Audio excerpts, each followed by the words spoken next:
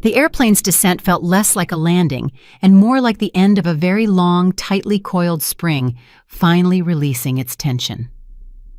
15 years. 15 years, 3 months, and 6 days, to be exact. Aisha Washington didn't tally the time out of nostalgic sentimentality, but with the cold, precise calculus of an accountant closing the books on a completed fiscal obligation. Every day was a line item, a necessary life expense paid for the sake of the only asset that truly mattered, her daughter Jillian's future. When the wheels kissed the damp asphalt at JFK, Aisha felt no trace of nervousness, only a profound, quiet sense of satisfaction. Mr. Lawrence Ellington, her billionaire employer with his demanding schedule, his 4 a.m. panic attacks and sudden demands for rare Ecuadorian orchids, was finally a distant echo, secure in his immaculate penthouse suite overlooking Lake Geneva. Her work, her obligation to maintain that chaotic life, was done. Her duty was fulfilled. Welcome to Betty's Stories. I share new life stories here every day, and I'd really appreciate it if you hit subscribe and liked my video. Now, let's jump back into my story. I'm sure you'll love it if you keep listening till the end. A slight shiver, not of anxiety, but of sharp anticipation, ran through her as she unbuckled her seatbelt.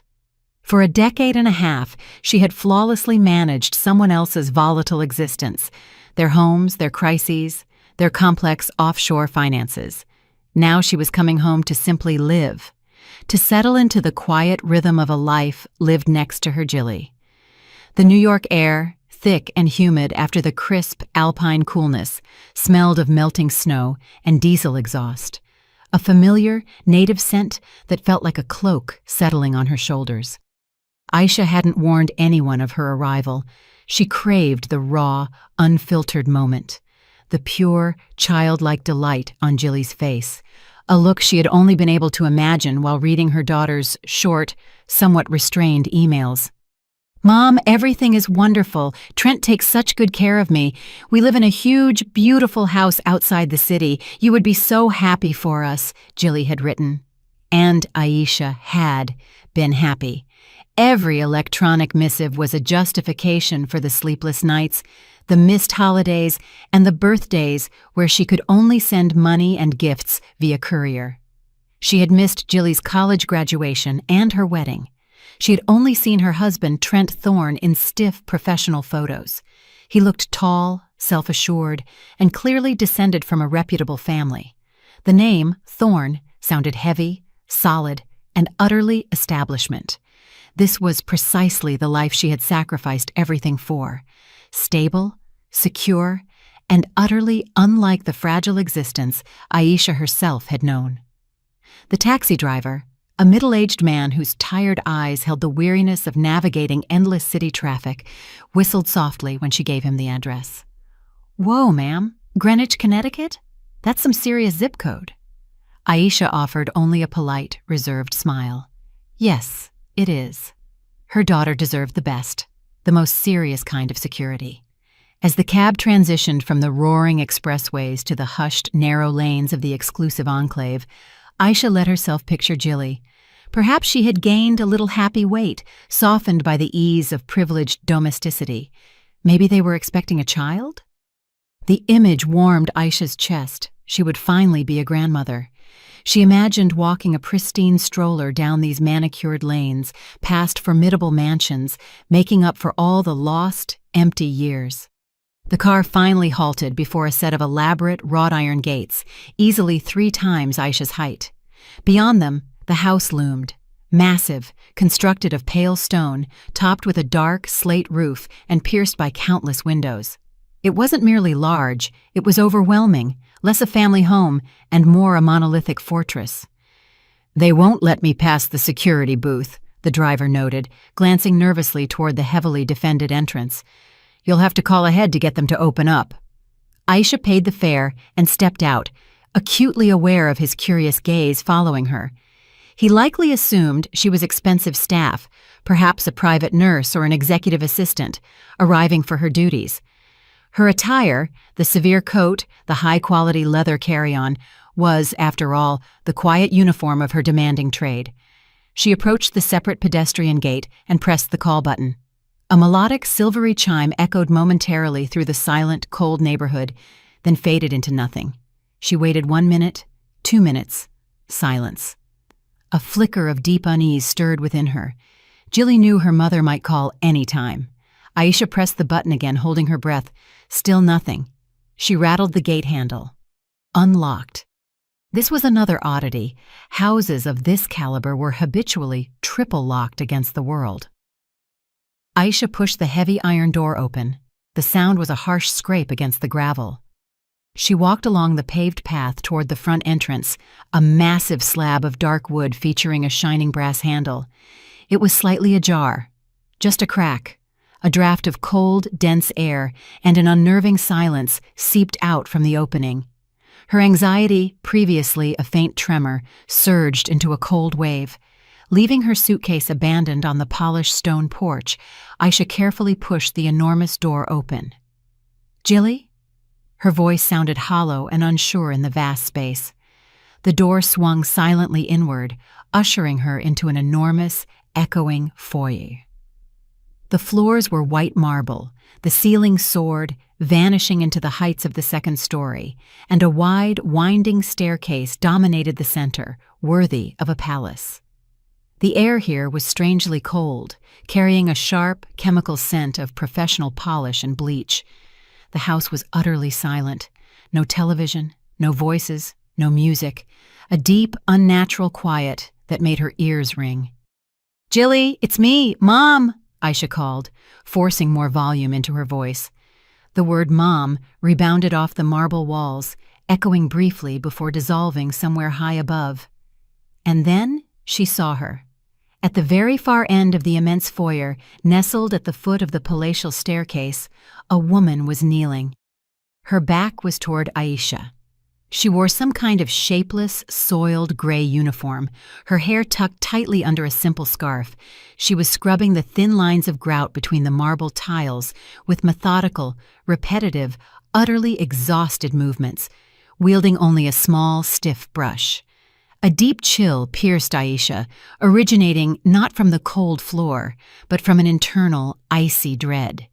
She couldn't see the woman's face, yet something about the gaunt, bony curvature of the figure stopped Aisha's heart.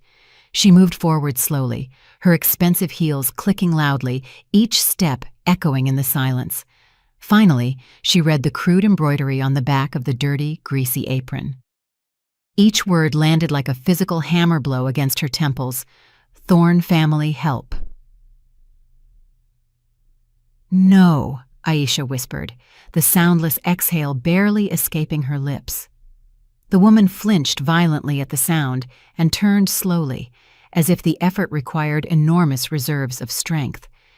Time ceased to exist. It was Jillian. But this skeletal figure, draped in grayish skin, was a stranger. Her face was emaciated, her cheeks hollowed, dominated by huge, vacant eyes. And on her arms, running from her delicate wrists up to her elbows, were terrible, dark, ugly bruises. Some were almost black, distinctly shaped like fingers, suggesting someone had gripped her with monstrous, crushing force. The discovery was a shock that threatened to steal Aisha's sight. But the next second was infinitely worse. Jilly's eyes widened in recognition, but they offered no joy, no relief, no filial love, only a primal, raw, animal terror, the kind of fear a cornered, helpless creature registers when it suddenly faces the hunter. "Mom, no," Jilly hissed, a voice like the rustling of dry leaves. She frantically crawled toward her mother, clutching the hem of Aisha's cashmere coat. "You can't be here. They'll see you. Go, please go." Her plea was so desperate, so sincere, so focused on Aisha's safety that it momentarily stole the air from Aisha's lungs. Jilly was not afraid for herself. She was afraid for her mother. It was at this critical, agonizing moment that a cold, imperious female voice rang out from the top of the ostentatious staircase. "Who is that? And why is the help off the floor?" Aisha raised her head. There stood a woman in her late 60s, tall, impeccably dressed, with a stern, aristocratic face and an immaculate gray hairstyle. She did not look shocked or surprised. She looked severely annoyed, viewing Aisha as an uninvited interruption to a carefully orchestrated day. The woman surveyed Aisha with pure, crystalline disdain before addressing Jilly, who was frozen, huddled wretchedly at Aisha's feet. "Jillian, you will be punished for this." The single brutal word, punished, hung in the deafening silence of the marble hall. It failed to trigger maternal rage in Aisha, nor did it spark fear. Instead, it clicked, like a circuit breaker, immediately cutting off all maternal sentiment, all pain, and engaging an emergency generator in her mind. 15 years spent in Geneva, navigating the egos and disasters of the ultra-rich, had trained Aisha for crisis. She had calmed operatic divas having nervous breakdowns 5 minutes before their curtain call. She had organized emergency helicopter evacuations for a financier suffering a heart attack on an icy ski slope. She had negotiated face-to-face with furious labor union leaders on behalf of a man who refused even to acknowledge their existence. The searing grief inside her condensed into a dense, heavy, cold stone lodged in the pit of her stomach. Her mind, however, became a surgical instrument, honed to a razor's edge, efficient and detached. She did not waste a glance on the woman dominating the staircase. Elara Thorne was unimportant, merely a factor to be managed, a problem to be solved. All of Aisha's surgical attention focused entirely on the trembling bundle at her feet, on her daughter.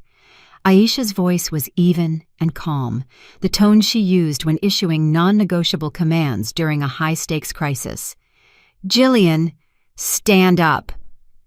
Jilly looked up, her eyes huge and filled with terror, but she obeyed. Her body felt frighteningly weightless, like a bird's hollow bone structure. With minimal effort, Aisha helped her rise.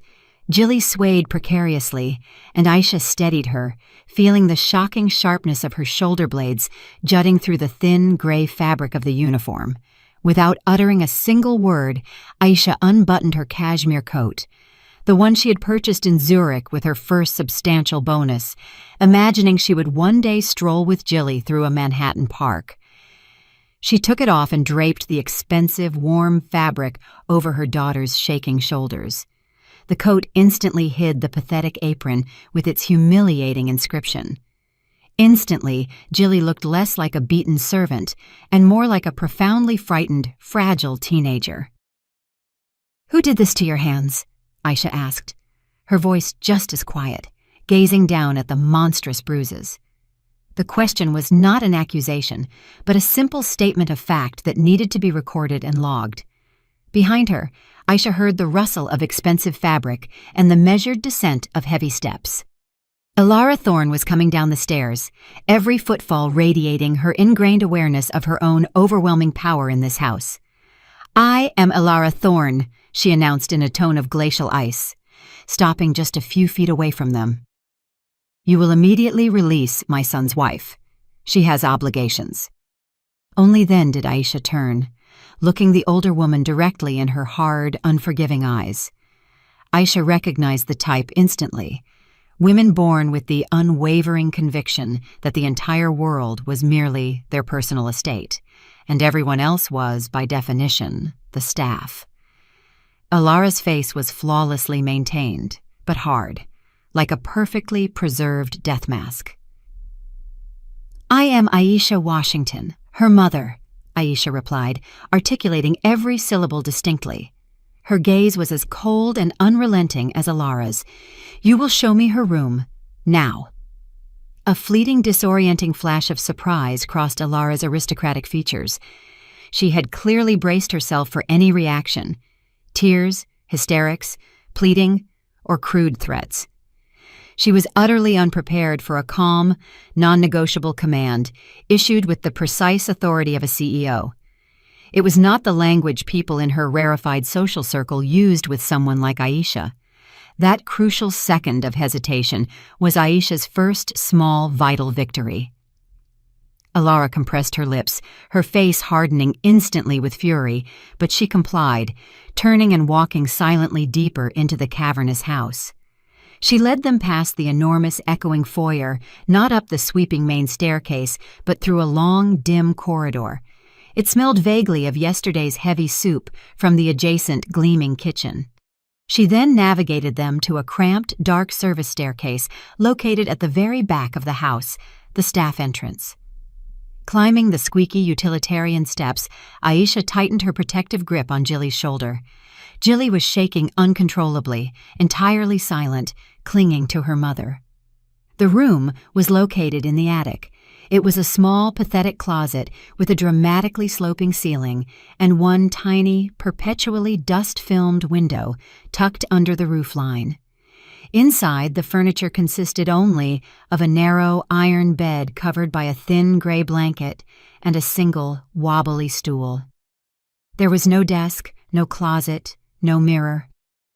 Not a single personal item, no photograph, no book. It was not a room.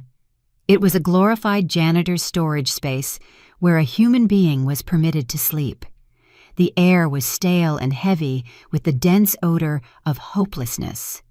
Alara stopped in the low doorway, crossing her arms with the casual air of a victor displaying a prize. "See, this is your daughter's assigned place." Again, Aisha calmly ignored the implied triumph.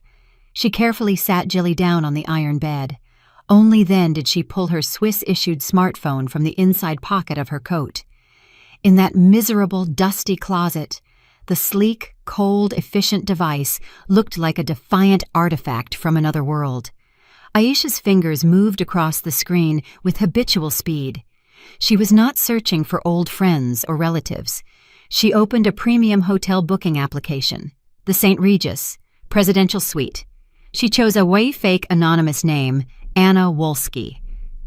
Payment was discreetly handled via Mr. Ellington's corporate credit card, the one designated for unforeseen expenditures and impossible to trace back to her personally.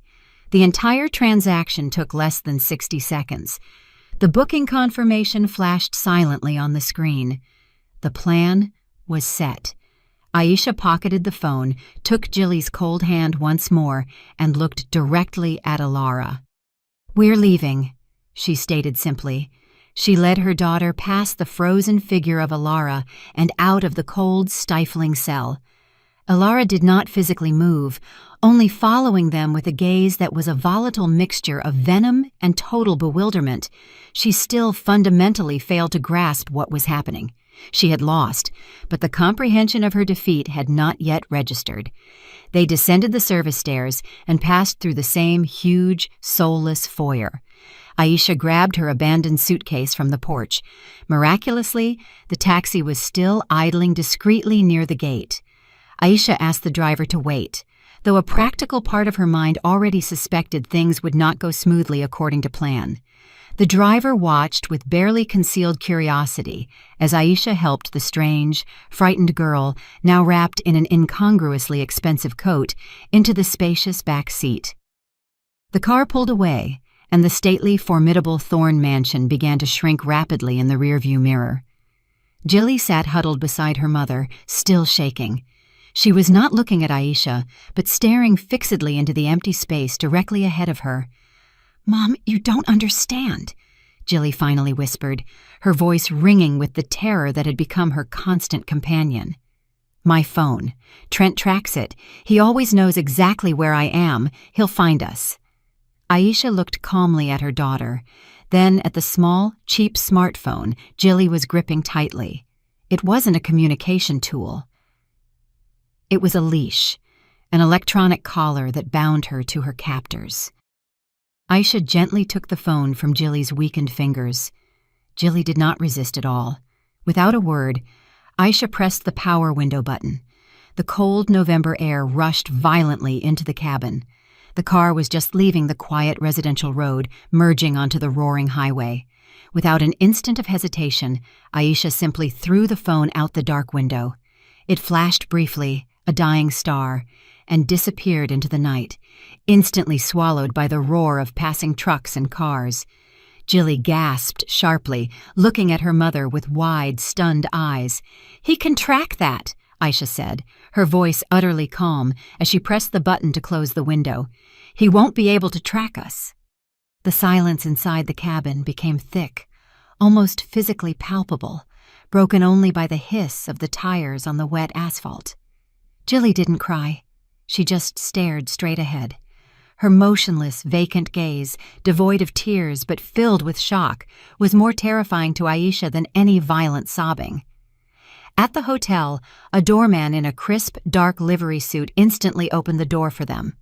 At the front desk, Aisha offered the name Anna Wolski, and a young woman with a professionally flawless smile handed her the keycard, asking no questions. In this specific world, the sphere of immense wealth and impeccable quiet service, anonymity was considered as standard a service as a clean towel.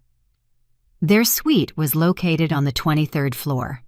Huge, floor-to-ceiling windows offered a breathtaking panoramic view of nighttime Manhattan, intricately crisscrossed by the bright lines of car headlights. The room smelled warmly of expensive perfume and fresh, subtly exotic flowers. Aisha led Jilly into the massive, luxurious bedroom, where a pristine white duvet covered the enormous bed. She sat her down gently on the edge.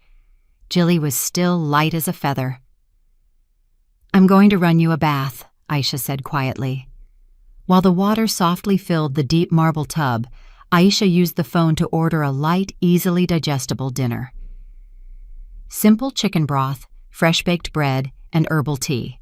Simple restorative things. Then she pulled a new, still-packaged phone and a new SIM card from her suitcase. She had purchased them discreetly at the airport. The old U.S. number was now irrelevant. She activated the new line, transferred a few crucial contacts from her encrypted cloud storage, and placed it on the sleek writing desk. This was not a phone. This was her new primary tool. When Jilly finally emerged from the steam-filled bathroom, she was wrapped in a huge plush terry cloth robe. She looked even more fragile and delicate. The residual steam had softened the sharp angles of her facial features, but it could not erase the visible imprint of long, sustained suffering. Aisha helped her into a comfortable armchair positioned by the window and pulled the small table, laden with food, closer. Jilly picked up the spoon, but immediately placed it back down. And then she broke. Words poured out of her in a chaotic, stumbling torrent. It wasn't a narrative, it was a confession. Something. She must have meticulously rehearsed 1,000 times during her solitary confinement in the cold attic closet. She began with the deceptive fairy tale. Trent was initially so utterly charming, so overly generous. Flowers, extravagant dinners, passionate promises of eternal, sweeping love, the society wedding that had even made the local glossy papers. Her intense pride that she, a simple girl, had managed to marry into such a prominent, esteemed family. Then came the calculated isolation, slow and systematic. First, Alara Thorne had gently suggested that Jilly's college friends were not of their circle. Next, Trent began checking her phone, just joking, of course, to protect you from silly mistakes. Calls back home to Aisha became increasingly brief and were always conducted under the watchful supervision of either Trent or Alara. The emails she sent to her mother were written under explicit dictation. Then came the Thorne family rules. She had to be the first one awake, meticulously managing breakfast for the household. Her choice of clothing was brutally critiqued. Her opinion on any subject was instantly ridiculed as the naive ramblings of a commoner. Slowly, methodically, day by agonizing day, they stripped her of her very self, deliberately transforming her into a voiceless shadow. The final turn came when Trent approached her, his face carefully crafted into an expression of fright. He spoke of debts, huge, terrifying existential debts that threatened to ruin the Thorne family's pristine reputation. And she, as his loyal, devoted wife, had a solemn duty to help. The help initially involved doing a little work around the house, since Alara claimed she had been forced to fire some of the staff to save money. That little work swiftly mutated into punishing, round-the-clock servitude. She scrubbed their endless floors, polished their heirloom silver, and managed all the laundry. When she eventually cried from sheer exhaustion, Trent grew violently angry, calling her spoiled and ungrateful. That was the precise moment he first grabbed her arm, very hard. He told her to pull herself together. Bruises quickly became a routine part of her existence. She was forced to work off his fabricated debts. She was no longer a wife. She was property, collateral, slowly losing its value. At that very moment, in the cold, fortress-like mansion in Greenwich, Trent Thorne was pouring himself a generous measure of expensive, smoky single-malt whiskey into a wide crystal glass. Ice cubes clinked sharply against the heavy crystal. "The cleaning lady is back," he sneered, his teeth gritted, watching his mother, Alara, pace the cavernous living room. "Who in God's name does she think she is? She doesn't have a dime to her name. Everything she sent us over the years, we've long since spent." He took a large, resentful gulp of the liquor. "She took Jillian," Alara cut in, her voice unnaturally flat, her face expressionless. "So what?" Trent dismissed the problem with a careless wave of his hand. "They'll be on the street in a week. Jillian is weak. She's terrified of the real world. She'll crawl back here before the first heavy snow, begging for forgiveness in a warm bed." Alara stopped pacing and picked up her phone from a pristine antique table. She paused, tapping Jillian's usual mobile number. Long, insistent rings were followed by the automated, soulless voice of the operator. "The subscriber you are trying to reach is unavailable." Alara hung up slowly. That was unexpected. She retrieved an old, leather-bound address book and found another number, Aisha's. My new, sterile phone on the desk in the St. Regis suite vibrated sharply. Unknown number. Aisha knew exactly who it was. She looked at Jilly, who had finally fallen silent, huddled exhaustedly in the armchair. Aisha motioned for her to remain quiet. Then, she answered the call and deliberately put it on speaker. "Aisha Washington," Alara's icy voice stated, skipping all social preamble. "You have exactly 24 hours to return my son's wife. Otherwise, I will file a report for kidnapping." Aisha paused, allowing the arrogant threat to hang fully in the luxurious air of the suite, giving it enough time to fully expose its emptiness and lose all potential power. "And I will file a report for felony assault," Aisha replied in an even, utterly colorless voice. "I possess 32 photographs of the bruises covering my daughter's body taken 1 hour ago. Every single image is time-stamped and notarized. Send your next message to my attorney." Aisha disconnected the call. Silence instantly enveloped the hotel room.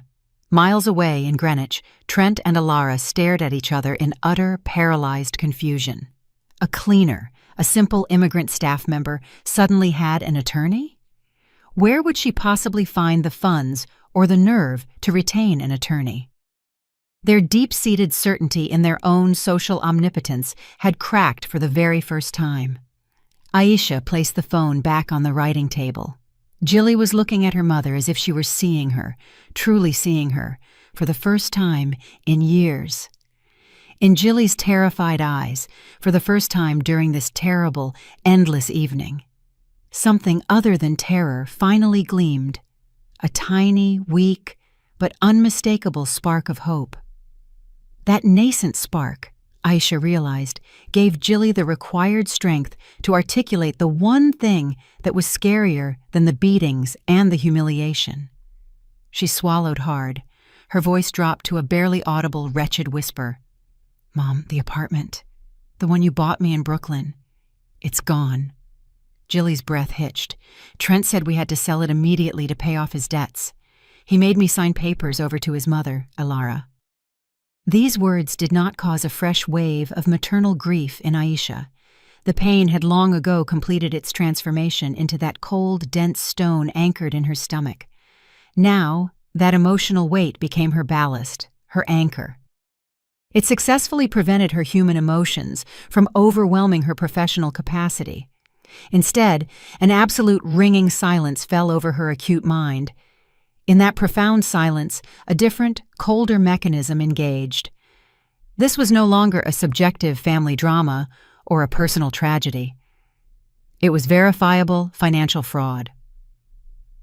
The emotional mother instantly gave way to the sharp, ruthless executive, the same manager who, for 15 years, had calmly juggled multi-million-dollar assets, complex international tax filings, and secretive offshore accounts.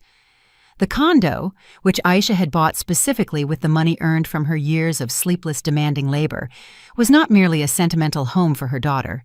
It was a tangible asset, and that specific asset had been illegally, methodically misappropriated. Aisha tucked Jilly into the massive bed, gave her warm tea laced with honey, and waited patiently until her breathing deepened and stabilized. Jilly fell asleep almost instantly, utterly exhausted by the physical and emotional trauma. Aisha then moved to the writing desk, opened her laptop, and the glittering night view of Manhattan became merely the professional backdrop for her work. First, she found her, Ms. Regina Stone. In Manhattan legal circles, she was known simply as the shark in a skirt.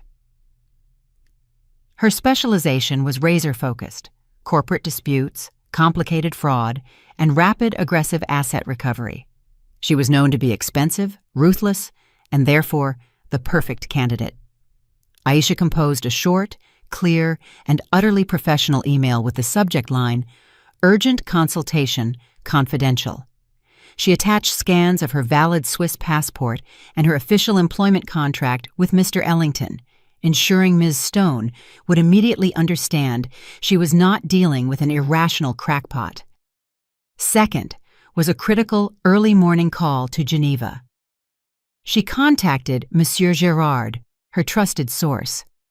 Girard was a former Swiss financial intelligence officer who now owned an elite, discreet consulting agency. Aisha woke him up.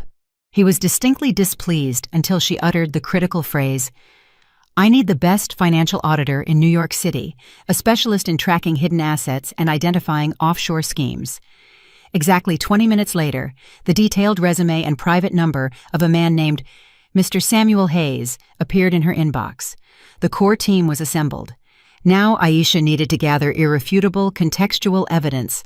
Aisha knew precisely where to start. The next morning, leaving Jilly safely under the care of the hotel concierge, who, at Aisha's request, assigned a discreet security guard to the room, disguised professionally as a personal assistant, Aisha drove back to her old address in Park Slope, Brooklyn. Her target was Mrs. Patty Jenkins, her former neighbor. Patty was the woman who had spent years sending Aisha saccharine, sickening emails full of relentless assurances that Jilly was just wonderful, that the Thorns were amazing, decent people, and who regularly received small sums of money from Aisha for perceived minor repairs to the condo and gifts for Jilly. Patty opened the apartment door and gasped loudly. Her face displayed a poorly acted, almost theatrical mixture of surprise and exaggerated joy. "Aisha, honey, what in the world brings you here? You're back. Why didn't you call first?" She fussed anxiously, dragging Aisha into her small, terribly cluttered apartment that smelled oppressively of stale mothballs and accumulated dust. "Oh, I am just so glad. And Jilly will be absolutely thrilled. She misses you so much. She and Trent are such a marvelous couple, such a couple. And his family, the Thorns, people of the very highest caliber." Patty babbled nonstop, her voice escalating slightly. The more she spoke, the more pronounced Aisha saw her transparent fear. Patty's eyes darted frantically around the room. Her hands nervously twisted the edge of her dirty apron. She was lying desperately, and very unskillfully. Aisha sat stiffly on the lumpy couch, pressing the palm of one hand to her forehead. "My head is pounding from the long travel, Patty. Probably my blood pressure is spiking. Could you please, just please, bring me a glass of cold water?" "Of course, Aisha, of course, right away." Patty instantly rushed toward the kitchen, relieved to have a task. The moment the sound of running water reached her ears, Aisha acted. Her movements were practiced, quick and precise. From the inside pocket of her coat, she pulled out a tiny object. A high-quality voice recorder, no larger than her thumbnail. It was a functional gift from Mr. Ellington's high-level security detail. It was voice-activated and could run autonomously for nearly a week. With a single, swift movement, she slid the small device deep under the couch cushion, forcing it into the narrow, dusty gap between the backrest and the seat. When Patty returned with the glass of water, Aisha was already sitting in the exact same pose. She drank the water slowly, thanked Patty graciously, blamed her sudden fatigue, and quickly left, promising to call as soon as she was settled. Patty walked her all the way to the elevator, continuing to heap effusive, meaningless compliments upon the Thorns. Aisha knew with chilling certainty that the moment the elevator doors closed behind her, Patty would rush back inside and grab her phone.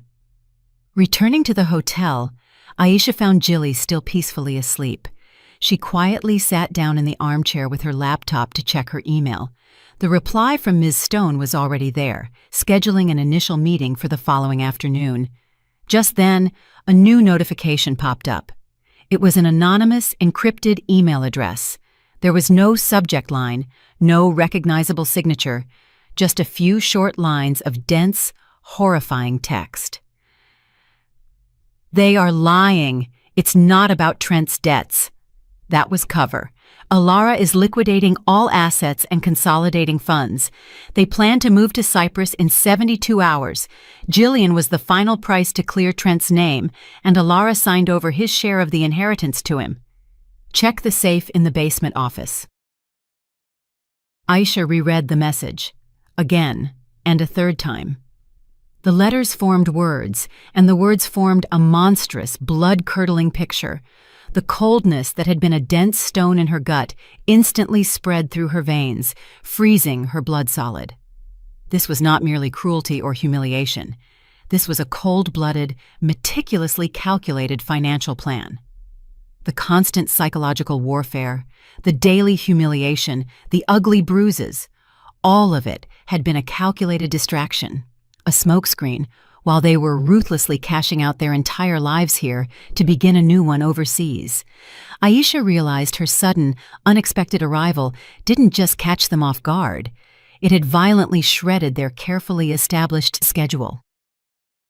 It pulled the trigger on their frantic escape plan. 72 hours.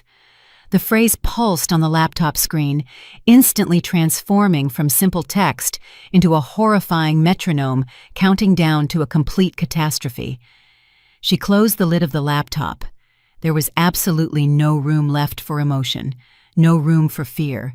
There was only time, which was rapidly draining away, and there was the plan, which needed to be executed immediately. The very next day, Aisha drove back to Patty Jenkins's apartment. The pretext was deliberately simple and banal. She called Patty from her new number, profusely apologizing that she seemed to have dropped an expensive glove, made of very fine Italian leather, during her rushed visit the day before. "It was a gift, Patty, a very sentimental one," Aisha emphasized. "Oh, Aisha, of course, darling," Patty chirped anxiously on the other end of the line. "Come right over. We'll look for it together. I just started baking a pie." Her voice was even sweeter and more cloying than it had been yesterday. She already knew Aisha had spoken with Alara, and now she was playing her calculated part with renewed, desperate fervor. When Aisha entered the apartment, the smell of baking pie mingled sickly with the familiar scent of dust and fear. Patty led her into the small living room, and they both began a dramatic, false search of the floor around the couch. "What a pity," Aisha sighed loudly, kneeling near the furniture. They were practically brand new. "Maybe it rolled under the couch?" Patty offered readily, eager to direct the search. That was precisely what Aisha had needed. While Patty grunted and tried to peer under the low furniture from one side, Aisha pretended to search diligently from the other. Her hand slipped under the large cushion. Her fingers immediately found the tiny, cold rectangle of the voice recorder. She clenched it tightly in her palm. At the very same moment, she found the expensive glove, which had been resting safely in her own pocket all along. "Ah, there it is!" Aisha exclaimed with expertly feigned relief. "It must have slipped behind the back leg. Thank you, Patty. You really saved me." She didn't stay for the pie, claiming a sudden, urgent business meeting. She saw the poorly concealed relief in Patty's darting eyes. In the taxi on the return trip to the hotel, Aisha retrieved the recorder and put in her small, custom-made headphones. Inserting one into her ear, she pressed play. First, soft static, then a slight rustle. Patty had clearly sat down heavily on the couch, followed by the sharp sound of dialing, and then her instantly changed, businesslike voice, abruptly stripped of all the cloying sweetness. "Alara Thorne, this is Patty. She was just here." On the other end of the line, Alara's sharp, impatient voice was clearly audible. "And? Does she know anything substantial?" "No. No, I'm certain she doesn't," Patty replied confidently, a trace of greedy satisfaction in her voice. "I told her how deliriously happy Jilly is, how wonderfully you're taking care of her. She believed me, I could tell. She looks like a driven, exhausted horse, of course, but she definitely doesn't have the brains to figure anything out." A slight pause followed. Patty's voice abruptly became wheedling and eager. "Alara, about this month's payment, yes, I saw it. Thank you so much. It all came through immediately. You'll leave, and she won't even have time to catch her breath. Good luck to you over there in Cyprus." The short recording ended. Aisha sat in the taxi, watching the passing streets of Manhattan, feeling nothing but a relentless, icy calm. This wasn't merely betrayal from a neighbor. It was a carefully structured financial contract. Patty was not a deceived, well-meaning friend, but a highly paid accomplice. And now Aisha had direct, irrefutable proof of their explicit collusion. Before Aisha could put the phone away, it rang. The caller ID displayed, "Samuel Hayes, Auditor." "Aisha Washington, good afternoon." His voice was dry and entirely businesslike, sounding precisely like a stock market summary. "I've successfully completed the preliminary analysis as you requested. The information is confirmed. The apartment in Park Slope was officially sold 6 months ago." "To whom exactly?" Aisha asked, although she already knew the dark answer. "Nominally to a closed corporation, Vesta Capital," Hayes stated. "The company was registered precisely 3 days before the sale was recorded. It has one sole founder and CEO, Alara Thorne. And the money? The very same day, the entire sum from the sale, $3.5 million, was seamlessly transferred from Vesta Capital's bank account to Alara Thorne's personal account at Hellenic Bank Public Company, Limassol, Cyprus branch." Hayes concluded, "The scheme is completely transparent, for those of us who know precisely where to look." Aisha thanked him and hung up. The horrifying picture was clarifying by the minute. They weren't just psychologically tormenting her daughter. They were methodically, step by deliberate step, robbing both of them of absolutely everything. Jilly of her fundamental freedom and dignity, Aisha of her sole material asset, the financial fruit of 15 years of grueling labor. Aisha's arrival had truly only accelerated the finale of their vicious play. They had been forced to bring their well-laid escape plan out of the shadows. Aisha was already approaching the hotel entrance when the phone rang again. Regina Stone, attorney. "Aisha Washington." Stone's voice was sharp, utterly devoid of pleasantries. "I have obtained copies of the final transaction documents from the county clerk's office. I have news for you, and frankly, it now goes far beyond a typical family dispute or civil fraud." "I'm listening closely," Aisha said, stopping just before the revolving glass doors of the hotel. "First, your daughter's signature on the purchase agreement is A crude, obvious forgery, Stone stated. It's not even an amateur attempt at imitating her handwriting. It's clearly a stamp. Your daughter most likely never even saw those papers, but that isn't the main problem you face. Her voice became even more serious. The steel notes had returned. Ilara didn't just sell the condo to herself via a shell company, Stone continued. She aggressively mortgaged it 3 days ago. She used the condo as collateral to secure a massive multi-million-dollar loan from Summit Trust Bank, a very large one. Apparently, she plans to deliberately default on the loan and flee immediately, sticking the bank with a highly illiquid asset tied up in complex litigation. This is no longer a civil case of simple fraud, Aisha. This is now a felony criminal offense in the realm of grand larceny. The attorney's words did not shock Aisha. They were the final, crucial puzzle piece that satisfyingly clicked into place, and the full, ugly picture presented itself to her mind. Aisha listened calmly, thanked Stone, and issued her next command. Regina, please call a car immediately. We're going to the Thorns' house. 40 minutes later, they were standing before the imposing, high, wrought iron gates again. But this time, Aisha did not feel like staff, nor did she feel like a victim. She was an auditor arriving for a highly unscheduled inspection. She was dressed in a razor-sharp, charcoal-colored pantsuit, expertly tailored on Rue du Rhône in Geneva.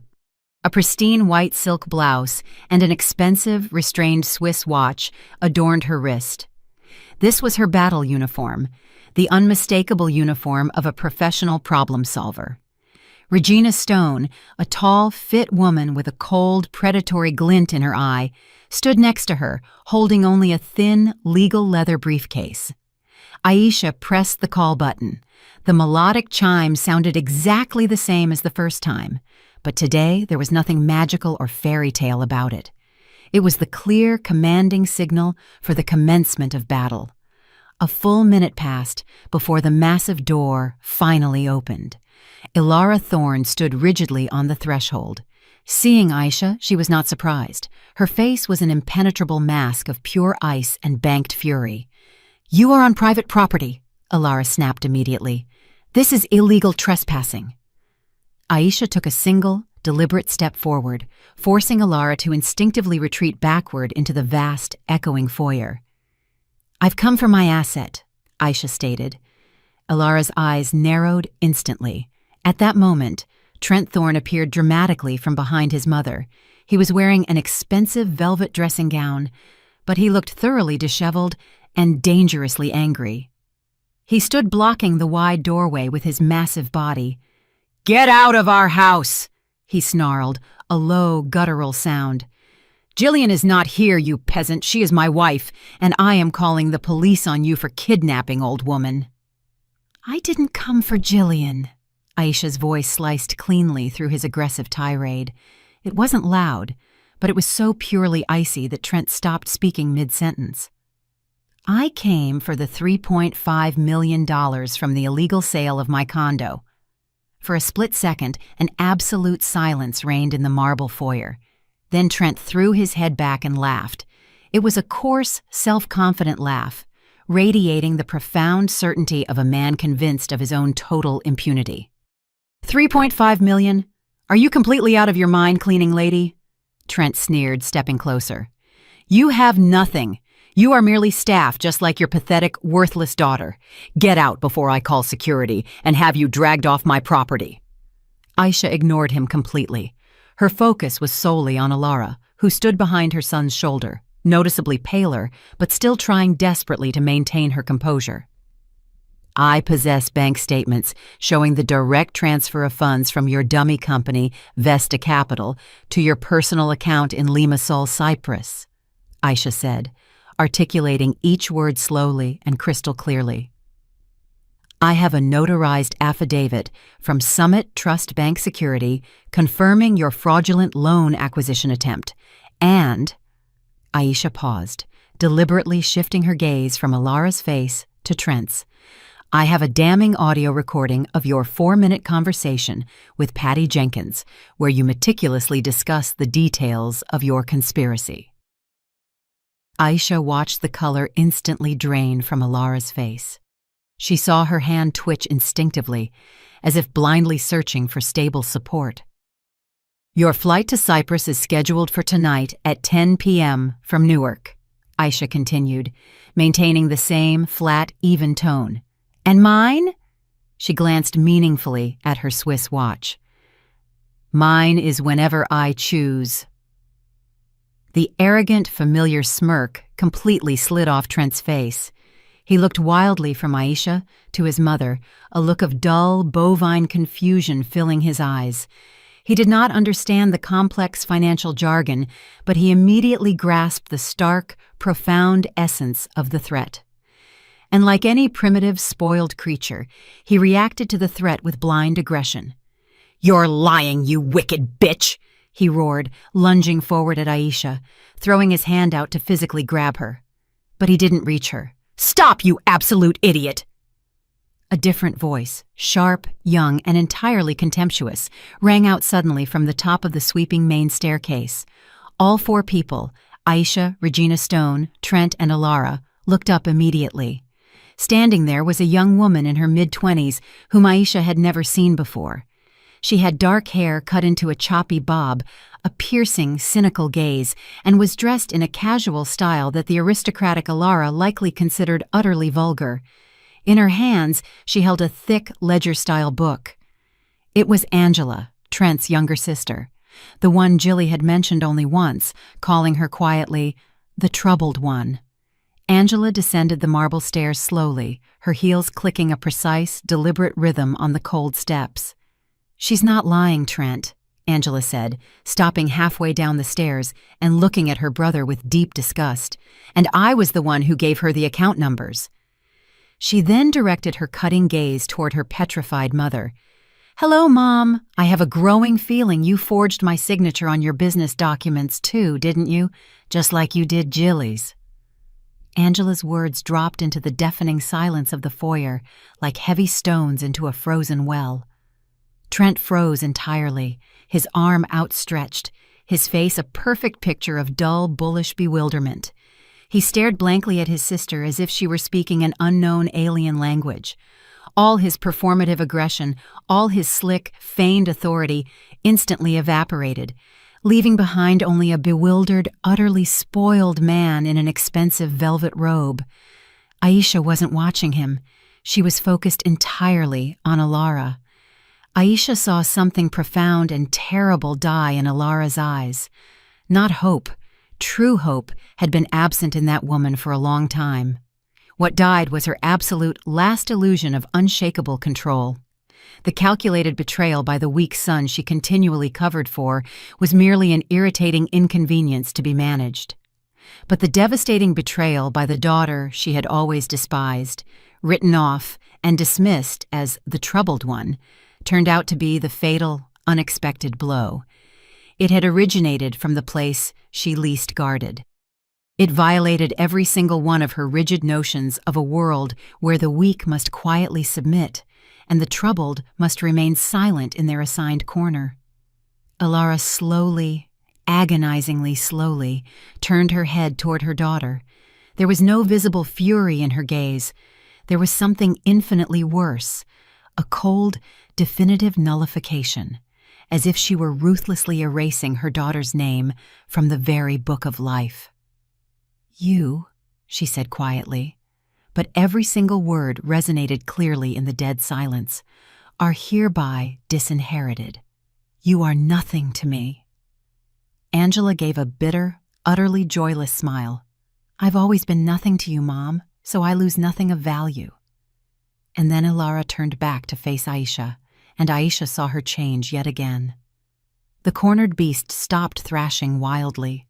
It grew still, collecting itself, preparing for one final, decisive, desperate leap. The untouchable aristocrat vanished. Standing before Aisha now was a desperate marketplace hawker, ready to aggressively haggle over rotten goods.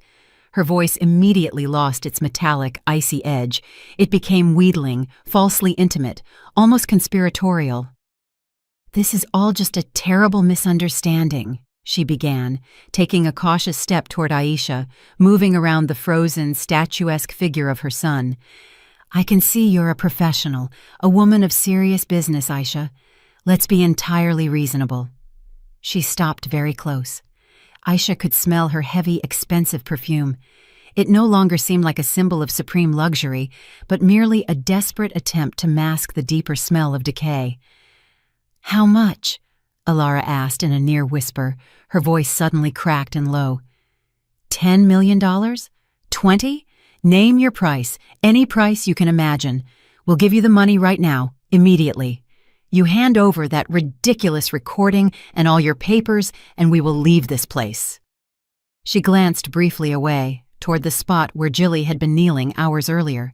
"Your daughter, she's fundamentally not worth anything, Aisha. She's weak, she's worthless. This money, this is truly the best deal of her life, and yours." This final offer was Alara's last and greatest miscalculation. She had never understood who she was dealing with. She believed she was speaking to someone exactly like herself, someone for whom everything human had a quantifiable price tag, someone for whom a daughter was merely an asset to be profitably sold or simply written off as unnecessary waste. And then Aisha smiled. She felt the corners of her lips turn upward on their own. But there wasn't a single ounce of warmth in that expression. It was the cold, surgical smile of a doctor reporting that a massive tumor is inoperable. The smile of a judge reading the final, damning verdict. Judging by the way Alara's face violently twitched, she felt the full weight of it. "I am not a cleaning lady, Alara Thorne," Aisha said quietly and distinctly. "For the last 15 years, I professionally managed a fortune of $55 million in Geneva.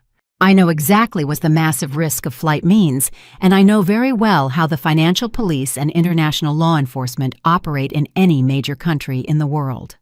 She paused, allowing the brutal truth to penetrate Ilara's collapsing reality.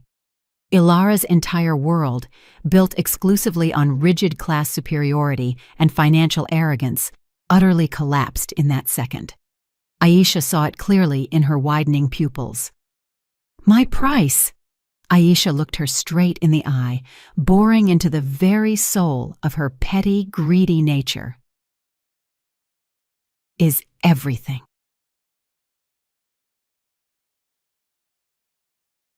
As Aisha spoke, Regina Stone, her lawyer, who had stood silently behind her, unmoving as a shadow, finished a short, rapid phone call. Stone looked up at Aisha and gave a barely noticeable confirming nod. The signal had been received, and at that very moment the tense silence was violently shattered by the loud, demanding ring of the intercom at the high gate. Alara flinched sharply and instinctively turned toward the sound. In her frantic mind, the escape plan to Cyprus was clearly still operational. For her, that sudden call could only mean one thing. "The cab!" she shrieked, her voice cracking desperately. "Where is that lazy girl? Why isn't anyone opening the gate?" She rushed wildly to the control panel mounted on the wall, pressing the buttons with visibly trembling fingers. The wrought iron gate slowly rolled open, revealing the entrance. But it was not a cab. After a few tense seconds, 4 people entered the foyer. 2 were in plain, sharp, dark suits with completely expressionless faces, and 2 were in official police uniforms, who remained standing formally by the entrance. One of the men in suits, a tall, gray-haired man, stepped forward deliberately and presented his badge. "Special Agent Davis, Financial Crimes Task Force. Alara Thorne, Trent Thorne," the agent stated monotonously. Alara stood silent, staring at him as if he were an unexpected, impossible ghost. Trent mumbled something weak and unintelligible. "You are being detained on suspicion of committing grand larceny, conspiracy to commit fraud, and illegal transfer of assets outside the United States," the agent recited. "I need you to present your passports immediately." Passports, the final, sealing nail in their coffin. Their eagerly anticipated ticket to freedom, which had instantly become merely damaging evidence. Their escape was over before it had even truly begun. They were crushed, annihilated, right there in their opulent foyer. The second officer approached Trent. Trent didn't even attempt to resist or flee. He simply stood there, his arms lowered in defeat, until the cold steel of the handcuffs clicked loudly onto his wrists, clashing hideously with the soft velvet of his dressing gown. No one physically touched Alara. She remained motionless, rigid, like a marble statue.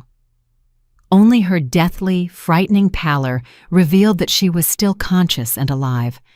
She stared blankly into one spot, through Aisha, through the cold marble walls, and through the complete wreckage of her entire collapsed life.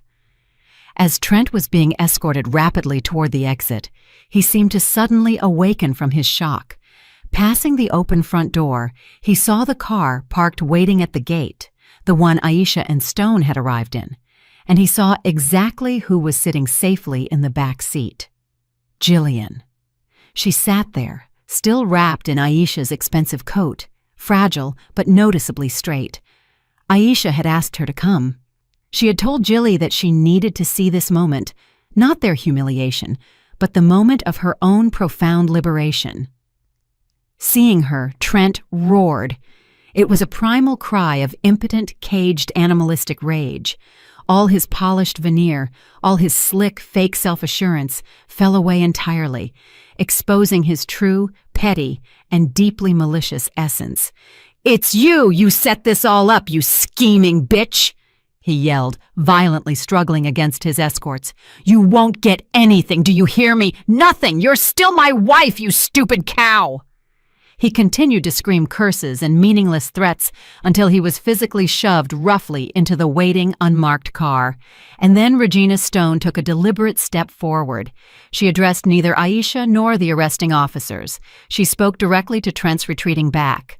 Her calm, legally precise voice rang out in the sudden ensuing silence louder than any scream could have. "Actually, Mr. Thorne," she announced, her voice like honed steel, "a lawsuit for the official dissolution of the marriage was filed this morning on the grounds of fraud, financial misconduct, and cruel and unusual punishment. Your marriage is deemed void from the very moment the papers were signed, which means, legally, she gets everything." The attorney's final words were not a harsh shot fired. They were the satisfying click of a heavy lock, decisively sealing the door to the violent, painful past.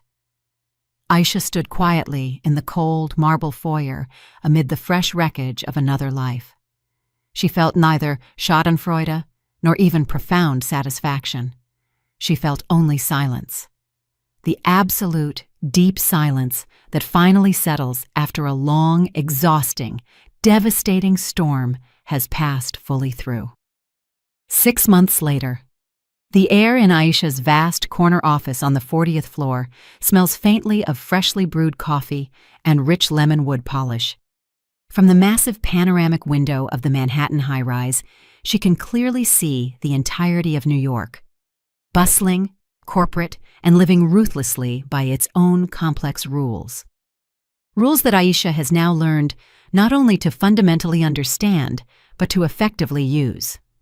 On the glass door, the name, Washington & Partners, Asset and Private Wealth Management, is elegantly etched in frosted silver. Her formidable skills, honed over 15 years in the unforgiving financial climate of Geneva, are finally, truly working for her. "No, Mr. Ellington," Aisha says smoothly into her wireless headset, reviewing a complex chart of asset returns on her computer screen. "We cannot possibly invest in that startup. The risk assessment is far too high. Their current business model simply isn't viable long term. I will send you a detailed, comprehensive report in 1 hour." She switches the line seamlessly to answer an immediate call from Berlin. Her tone instantly sharpens, and her phrases become shorter and more decisive as she explains to the caller that the terms of their proposed credit line are unacceptable and that Washington & Partners will be seriously considering their competitor's offer instead. This is followed by a brief, crisp call with a London solicitor, discussing the minute details of establishing an encrypted trust fund for a new, immensely wealthy client. Finishing the conversation, Aisha leans back into her comfortable chair and closes her eyes for just a moment. Silence. Not the dead, heavy silence of the Thorne mansion, but a living silence, filled with the constant, distant hum of the massive city and the private, profound satisfaction of a difficult job, meticulously well done. Her gaze falls finally on a thin manila folder resting at the edge of the table. A neat label on it reads, Case number 734, Thorns. All of their assets are permanently frozen. Alara and Trent are currently awaiting trial in a detention facility. The accumulated evidence against them is absolutely irrefutable. Testimony from bank officials, critical financial documents provided to the investigation by Angela, and crucially, the full, detailed confession of Patty Jenkins, who struck a plea deal in exchange for probation.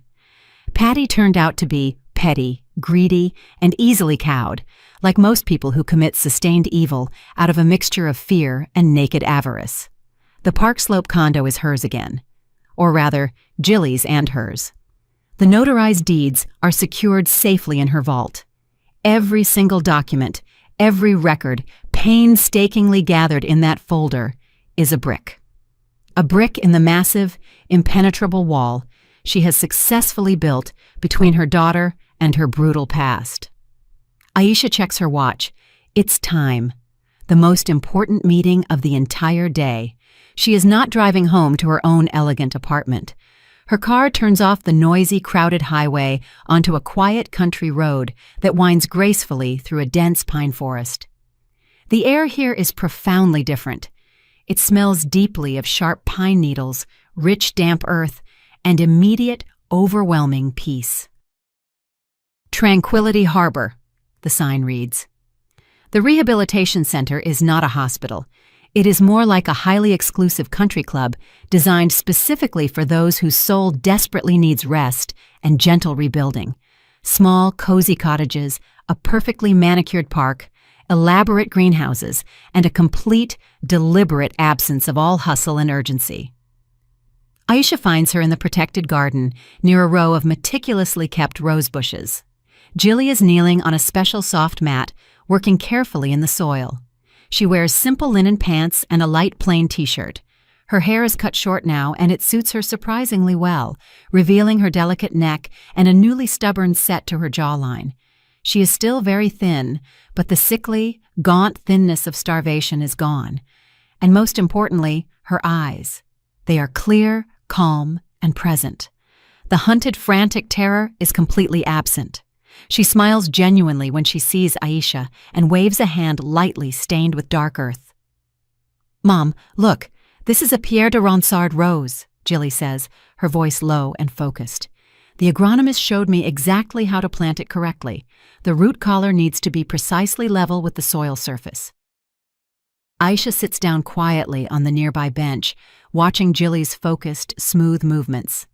She works the soil meticulously but confidently, as if conducting a quiet, respectful dialogue with the fragile plant. For 15 long years, Aisha sent Jilly money so she could wear designer dresses and eat at expensive restaurants. Yet, profound happiness, it turns out, was found here, in the simple, quiet ability to bring a new flower to vibrant life with her own two hands. They sit in silence for a long time. There is no awkwardness in this silence. It is comfortable, warm, like an old, trusted blanket. "I got an email from Angela last week," Jilly says suddenly, not looking up from the soil. Her voice is quiet, measured, and even. "She enrolled in art school in Paris. She wrote that she had always secretly dreamed of it." Jilly pauses, gently tamping the soil around the seedling with precise care. "She asked me to tell both you and me that she is very, very sorry for everything." Aisha doesn't respond verbally, just nods slightly. She doesn't ask if reading the email hurt Jilly. She doesn't ask if she still wakes up screaming from nightmares. Aisha knows intrinsically that the wounds of Jilly's soul haven't yet fully healed, but they are finally no longer bleeding uncontrollably. She will not probe them with misplaced, unneeded questions. Her most crucial job now is not to actively save her, but simply to be utterly present. to just sit on this quiet bench under the warm spring sun and breathe this clean, peaceful air with her. Jilly finishes her quiet work, stands up, and sits down right next to Aisha. Her hands smell faintly of rich earth and soft roses. She gently rests her head on her mother's shoulder, and Aisha wraps her arm carefully around her. Aisha looks at the young, newly planted rose bush. It seems incredibly fragile, almost ephemeral, but Aisha knows that a great enduring strength is hidden deep within it. It will put down deep roots, it will grow stronger, and one day it will inevitably blossom with heavy, lush, triumphant flowers. The day Aisha walked into the thorn house, she had been convinced that her solitary mission was simply to save her daughter, to physically rip her from captivity. But she was wrong. Her liberation was not a simple escape.